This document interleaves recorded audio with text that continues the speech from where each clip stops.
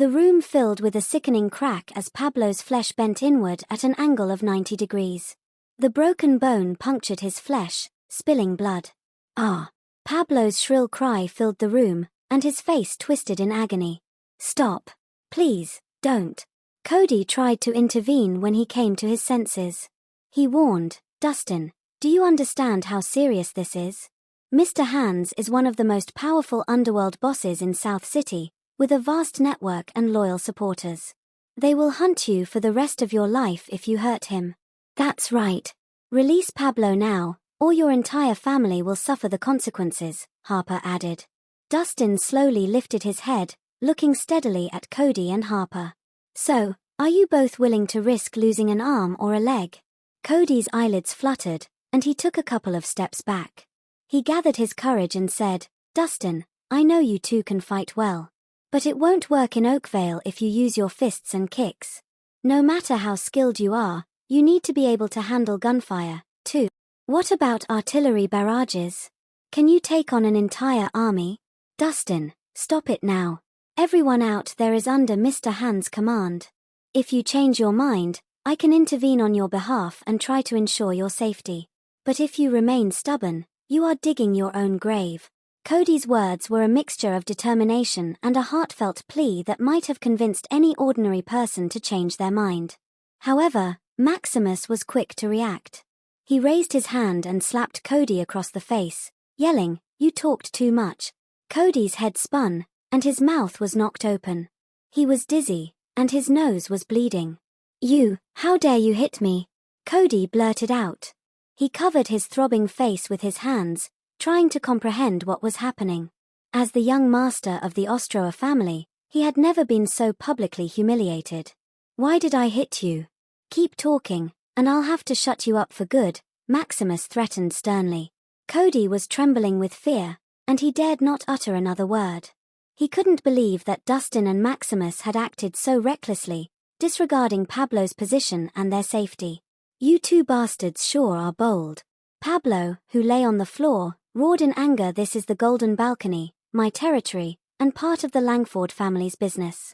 If you dare harm me, it's a direct assault on the Langfords' honor. After tonight, you will have no place in Oakvale. At this moment, he dropped all pretense and explicitly declared his powerful connections. What? The Langford family supports Mr. Hands? This shocked everyone. They realized how Pablo had risen to become the underworld's overlord in South City in just 10 years. It was with the support of the powerful Langford family. Oakvale's 8 great families were categorized into 2 tiers, the upper echelon of 4 and the lower quartet. The top 4 families wielded substantial influence, reaching all the way down to Ailka. Their members held pivotal positions or had influential connections, often occupying high-ranking offices or playing significant roles in society. The lower 4 families were comparatively less powerful. Despite their wealth and influence, they couldn't match the top 4.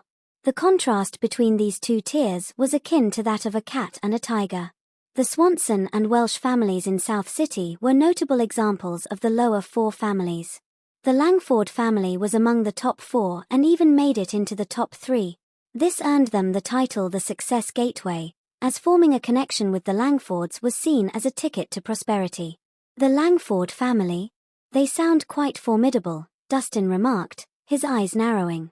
He had a run-in with them during his time in Swinton. You're scared now? Pablo scoffed. Bastards. Do you think I've been able to survive here all these years without powerful support? Release me now and beg for forgiveness. I might spare your lives. Dustin scoffed and stomped his foot on Pablo's face. If I don't release you, what then? Punk. Are you challenging the Langford family? Pablo gritted his teeth. Don't just talk about them. Even if the Fallons show up, they won't be able to save you today. As Dustin spoke, he stepped on Pablo's other arm and snapped it. Ah! Pablo yelled in pain. Suddenly, the VIP hall's door was abruptly burst open by a well-dressed young man who strode in with a group of formidable people. Hey! Who dares to cause a ruckus in the Golden Balcony? Hey! Who's causing a ruckus at the Golden Balcony? The atmosphere grew tense as a young man stormed in. His eyes were sharp as daggers, casting an intimidating presence upon arrival. All those who met his fierce gaze instinctively lowered their heads. Isn't that Hugo Langford, the fourth young master of the Langford family? What is he doing here? Remember, the Langford family is the big boss behind the Golden Balcony. If there's a ruckus here, they won't turn a blind eye. They've not only beaten up Mr. Hands but also messed up the Langford family's establishment. These two kids are in deep trouble today. Youngsters nowadays think a few punches make them kings of Oakvale. What a joke. The unexpected turn of events ignited a flurry of discussions among the guests in the VIP hall. Now that the Langford family was here, there was no way this situation would end well. Mr. Hugo, please, help me. Hugo's arrival had Pablo shedding tears of relief. He struggled to his feet. Despite a shaky gait, made his way forward. But halfway through, he lost his balance, causing him to tumble forward.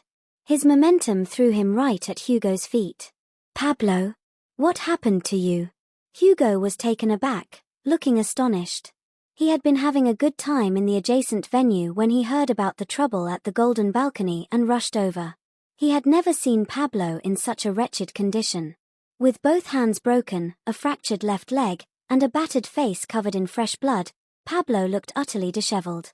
He was a pawn of the Langford family in the South City. He might not have been a big shot, but he had some power in the area. Ordinary forces wouldn't have dared to provoke him, much less brutalize him to this extent. Mr. Hugo, you came just in time. If you'd been a moment later, I don't think I'd be here to talk to you. Pablo was crying, face down, near Hugo's feet, appearing pitiful. Who did this to you? How did you end up like this? Hugo demanded in a grave tone. It was those two young kids. Pablo pointed at Dustin and Maximus. It's them. Hugo followed the direction and fixed his gaze on Dustin. He then eyed Dustin from head to toe. Kid. Who are you? How dare you cause trouble at the Golden Balcony? Do you know that this place belongs to the Langford family? I didn't know that before, but I certainly do now, Dustin replied calmly. All right, now that you know, how should we resolve this? Hugo asked, his expression darkening. It's pretty simple. Have Pablo kneel, say sorry, and then compensate me with the Golden Balcony. And I can just forget about today's mess, Dustin said nonchalantly. What did you just say? Hugo was taken aback, doubting if he had misheard. The crowd exchanged bewildered glances. Was Dustin out of his mind? He won't yield or apologize in front of the Langfords, but he dared to demand an apology from Pablo. Dustin even shamelessly wanted the Golden Balcony as compensation. Was he crazy? Talking tough in front of Mr. Hugo, that's a surefire way to a world of trouble. Cody sneered. Yep, just a country bumpkin, completely unaware of who he's messing with. Harper shook her head. Anyone with enough knowledge or intelligence wouldn't utter such words. For him to dare act tough in front of Hugo, he was either foolish or clueless. Kid, did I hear you right? You just said Pablo should apologize, and you want the Golden Balcony as compensation? Hugo raised an eyebrow. Having spent so many years in South City, this was the first time anyone had the guts to talk to Hugo like this. It was like playing with fire. Yep, you heard me right. Dustin nodded seriously. This is getting interesting. Hugo suddenly burst into laughter, but his expression turned ice cold. Kid, I've met no one as audacious as you. Demanding the Langford family's assets, that's quite the bold move. I could hand you the Golden Balcony, but would you want it? If you hand it over, I want it. If you don't, I'll just have to snatch it, Dustin replied bluntly. Ha ha ha, Hugo's laughter now seemed to be filled with anger than amusement.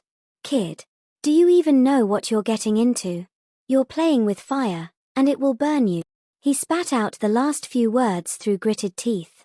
We'll soon find out who's playing with fire, Dustin replied, his face impassive.